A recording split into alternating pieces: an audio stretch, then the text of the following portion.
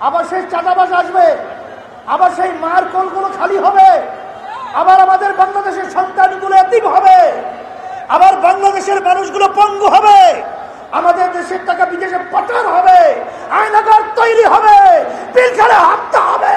এটা বাংলাদেশের মানুষ আমরা দেখতে চাই না।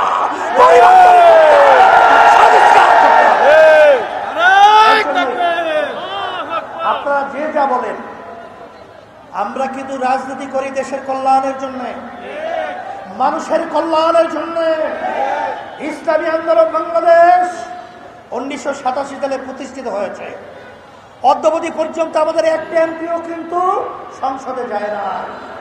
সুযোগ কিন্তু বহুত ছিল, কিন্তু আমরা ওই খুনিদের, চাঁদাবাজদের, দুর্নীতিবাজদের এবং গুমকারীদের ক্ষমতায় যাওয়ার সহযোগী হই নাই, সিঁড়ি হিসাবে ব্যবহৃত হই নাই। সামনে আল্লাহর রহমতে হব না। সেই হিসাবে পরিষ্কার বলছি, যারা নাকি বর্তমানে সংস্কারের ব্যাপারে গড়িমসি করছেন, যারা রাষ্ট্রীয় সংস্কারের ব্যাপারে গড়িমসি করছেন, বিচার যেন সুন্দরভাবে দৃশ্যমান না হয়। এ কাদের স্লোগান কারা চায়? এরা কিন্তু বাংলাদেশের মানুষ বোঝে। এরা কিন্তু আমাদের পাশের রাষ্ট্র ভারত চায় না। আর আপনাদেরও কিন্তু কার্যক্রম সেরকমই আমরা লক্ষ্য করেছি। এটা বাংলাদেশের মানুষ বুঝে ফেলেছে।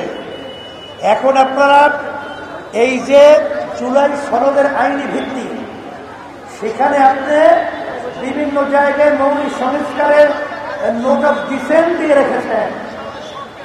সরকার গঠন করার পরে 2 বছরের ভিতরে পাশ করবেন। ও অন্তকে হাইকোর্ট দেখিয়ে লাভ নাই। এখন হাইকোর্ট কিন্তু আমরা সবাই চিনি। পিয়ার বলে আপনারা বুঝেনি না, খায় না, মাথায় দেয়।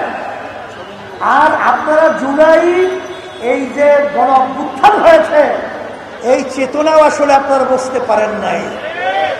যদি বুঝতেনি তাহলে এইরকম ভাবে ঢাবি চাবিতে আপনাদেরকে বাংলাদেশের মধ্যে যে অপমানজনক কলঙ্ক রচিত হয়েছে, সামনে নির্বাচনেও বাংলাদেশের মানুষ আপনাকে কলঙ্ক রচনা করবে।